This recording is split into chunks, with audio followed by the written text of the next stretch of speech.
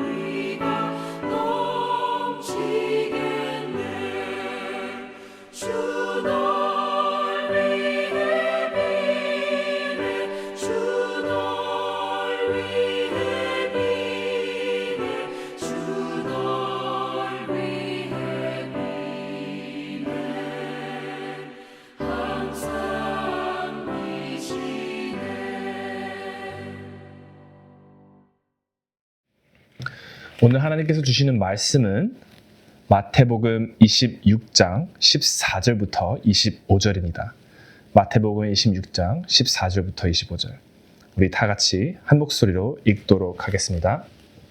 그때 12 중에 하나인 가룟 유다라 하는 자가 대제사장들에게 가서 말하되 내가 예수를 너희에게 넘겨주리니 얼마나 주려느냐 하니 그들이 은 30을 달아주거늘 그가 그때부터 예수를 넘겨줄 기회를 찾더라. 무교절의 첫날에 제자들이 예수께 나와서 이르되 유월절 음식 잡수실 것을 우리가 어디서 준비하기를 원하시나이까?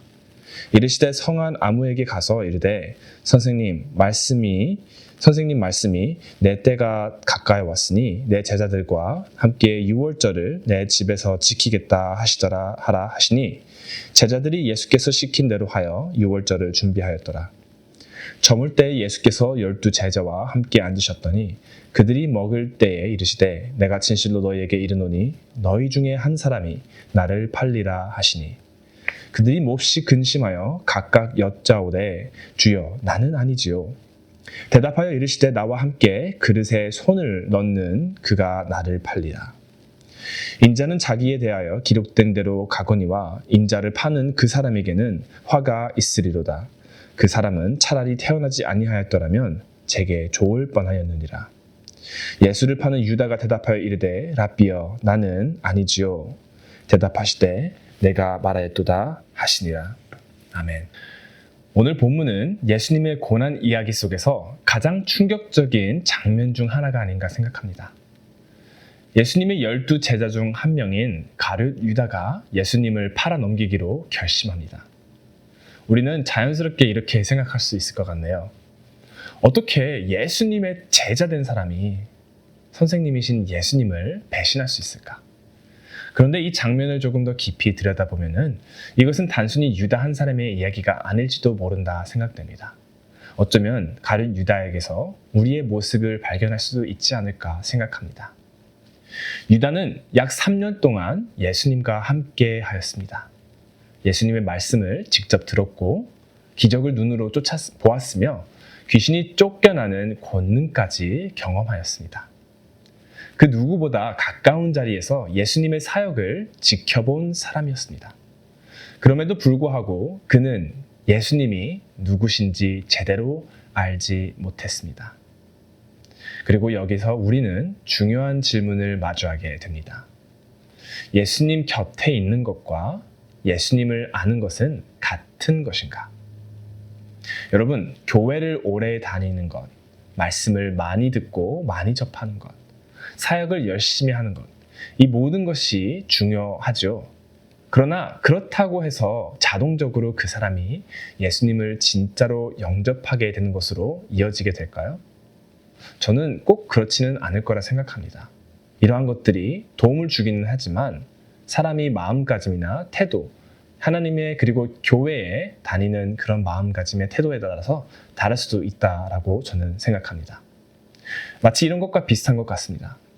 헬스장에 매일 간다고 해서 그리고 그 헬스장에서 사람들이 어떻게 운동하는 것을 본다고 해서 자동적으로 건강해지는 것은 아닙니다. 운동을 해야 변화가 일어납니다. 내가 잘 못할지라도 그리고 내가 무거운 것을 잘못 들어 다칠까 봐 염려함에도 불구하고 시도를 해보고 운동을 해보고 실패해도 배울 것을 배우겠다는 마음가짐으로 임하는 것, 이런 것들을 다 시행착오를 통해서 운동을 열심히 하다 보면은 자연스럽게 건강해지는 것이죠. 마찬가지로 예수님과의 관계는 가까이에 있는 것으로 완성되는 것이 아니라 마음으로 붙드는 데서부터, 예수님을 마음으로 붙드는 데서부터 시작됩니다. 유다는 예수님을 은 30에 넘깁니다. 이 금액은 단순한 돈이 아니죠. 출애굽기 21장 32절에 따르면 은 30은 죽은 종의 값입니다. 즉 유다는 예수님의 가치를 그저 노예 한 명의 값 정도로 여긴 것이었습니다. 이것이 유다의 문제의 핵심입니다. 예수님을 제대로 알지 못했기 때문에 예수님의 가치를 낮추었습니다. 그렇다면 또 우리 또한 어떨까요? 나는 예수님의 가치를 어떻게 보고 있는가? 상황이 어려워지면은 예수님보다 다른 것을 선택하시진 않으신가요? 평안함을 위해 신앙을 뒤로 미루시고 계시진 않으신가요? 내 삶의 중심에 예수님이 아닌 다른 것이 자리를 잡고 있지는 않은지, 그 순간순간에 우리는 유다와 크게 다르지 않은 선택을 하고 있는 것일지도 모릅니다. 예수님은 그리고 나중에 이렇게 말씀하셨습니다. 나와 함께 그릇에 손을 넣는 그가 나를 팔리라. 자, 당시 식사 문화는 빵이나 고기를 같은 그릇에 찍어 먹는 방식이었습니다. 즉, 그 자리에 있는 모든 제자들이 이미 그 행동을 사실 하고 있었습니다. 그래서 이 말씀은 특정 한 사람을 바로 지목하는 말이 아니라 너희 중 누구라도 그럴 수 있다라는 아주 긴장감 있는 말씀이셨죠. 그리고 또 놀라운 것은 이것인 것 같습니다. 함께 식사하는 행위 자체가 친밀함과 우정을 의미했다는 점입니다. 아시겠지만 이 시절 때에는 음식이 아주 귀중했죠. 그렇기 때문에 누구와 함께 음식을 나눈다라는 것은 나와 내 가족, 그리고 나와 정말로 친밀한 관계가 있는 사람이 아니면은 같이 음식을 나누지 않았을 때입니다. 그 말은 즉, 예수님께서 나와 함께 음식을 나누는 가장 친밀한 사람 중에서 배신이 일어날 것이다 라고 말씀을 하신 것입니다. 가장 가까운 자리에서 가장 친밀한 관계 속에서 일어나는 배신. 제자들이 이 말씀을 들었을 때는 참으로 많이 놀라지 않았을까요? 가롯 유다는 예수님과 그저 물리적으로 가까웠던 게 아닙니다. 관계적으로도 예수님과 깊은 유대감이 있었어야 하는 그런 자리에 있었습니다. 그렇지만 우리가 유다를 알면 알수록 겉으로는 같은 자리에 앉아있고 같은 식탁에 참여하고 있지만 마음은 전혀 다른 방향을 향하고 있다는 것을 우리는 오늘 본문에서 볼 수 있습니다. 그러다면 이 뒤틀린 마음은 도대체 어디서부터 비롯된 것일까요? 유다가 예수님께 묻습니다. 라비여, 나는 아니지요. 여기서 우리는 잠깐 멈추고 생각을 해야 합니다. 중요한 차이가 여기서 보이는 것 같습니다. 다른 제자들은 예수님을 주님이라고 부릅니다. 그러나 유다는 랍비, 즉 선생님이라고 부릅니다. 겉으로 보면은 큰 차이가 없어 보입니다만 신앙에서는 이 차이가 결정적입니다. 선생님은 나에게 가르침을 주는 사람입니다. 필요하면 따르고 필요 없으면 떠날 수 있습니다. 하지만 주님은 다릅니다. 내 삶의 주인이며 내가 순종해야 할 대상입니다. 유다는 예수님을 존경할 수는 있었지만 자신의 삶의 주인으로 받아들이지 않았다는 것을 우리는 볼 수 있었습니다. 이 말은 즉 유다는 예수님과 그동안 3년간 함께 하였지만 자신의 마음을 열어주지도 않고 거리를 두면서 내게 필요하면은 따르고 필요하지 않으면 언제든지 돌아설 준비가 되어 있는 그러한 관계를 유지했던 것입니다.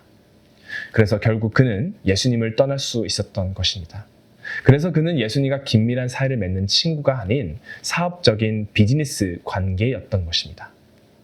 우리에겐, 여러분에겐, 그리고 저에겐 예수님은 어떠한 분일까요? 주권 대신 예수님이신가요? 세상의 그 어느 누구보다도 사랑하는 나의 친구이자 나의 구주 대신 예수님이신가요? 아니면 내가 빌기만 하면 나한테 복을 주는 램프의 지니 같은 존재인가요? 내가 교회에 헌신하고 헌금함으로 나에게 필요한 걸 주는 사업 파트너인가요? 마지막으로 예수님께서 대답하실 때 내가 말하였다라고 하십니다. 이 표현은 책임을 다시 유다에게 돌리시는 말씀이십니다. 즉 예수님은 이미 알고 계셨던 것이죠. 유다는 스스로 그 길을 선택하고 있었습니다. 그리고 예수님은 말씀하십니다. 인자는 기록된 대로 가거니와 그를 파는 그 사람에게는 화가 있으리로다. 자, 여기서 이 말씀은 두 가지 중요한 것을 동시에 보여줍니다. 첫 번째로 하나님의 계획은 반드시 이루어지지만 그 속에서 행한 인간의 죄는 책임이 따른다는 것입니다. 유다는 하나님의 계획 속에 있었지만 그의 선택은 결코 가벼운 것이 아니었습니다. 그 배신에는 반드시 심판이 따릅니다. 이 말씀에 앞서 우리는 다시 질문하게 됩니다. 나는 예수님을 주님으로 부르고 있는가? 아니면 선생님으로 또는 비즈니스 파트너로 대하고 있는 것 아닌가? 겉으로는 가까워 보이지만 실제로는 멀어져 있는 신앙이 아니라 우리 사랑하는 중학교회 여러분들은 진짜로 주님을 주인으로 모시는 삶을 살아가시길 축원합니다. 기도하겠습니다. 하나님 감사합니다. 또 저에게 이러한 말씀을 주셔서 저희가 가롯 유다를 볼 때에 한편으로는 나와 전혀 상관없는 사람인 것 같지만 조금 더 우리가 깊이 살펴본다면 가롯 유다에게서도 우리의 모습을 발견할 때가 있지 않을까 생각합니다. 하나님 죄송합니다. 하나님은 저희를 구원해 주시고 저희를 하나님의 자녀로 저희를 초대하셨지만 저희는 가끔가다 하나님을 따른다는 것에 불쾌하고 힘들고 쉽지 않은 것만 같아 거리를 둘 때가 있는 것만 같습니다. 그렇지만 하나님은, 예수님은 우리의 주인 되신, 주권 되신 주님이십니다. 그러므로 하나님, 저희의 마음을 겸손케 하여 주시옵소서. 내 마음대로 내가 원하는 대로 삶을 사는 것이 아닌 예수님, 주님 되신 예수님을 따라가는, 예수님께 순종하는 삶을 살 수 있도록 인도하여 주시옵소서. 그리고 그 순종의 끝에는 예수님께서 약속하신 것처럼 그 끝에는 평화와 기쁨이 가득한 줄로 믿습니다. 그러므로 하나님, 저희가 예수님을 믿고 굳건하게 예수님을 따라갈 수 있도록, 그렇게 할 수 있도록 인도하여 주시옵소서.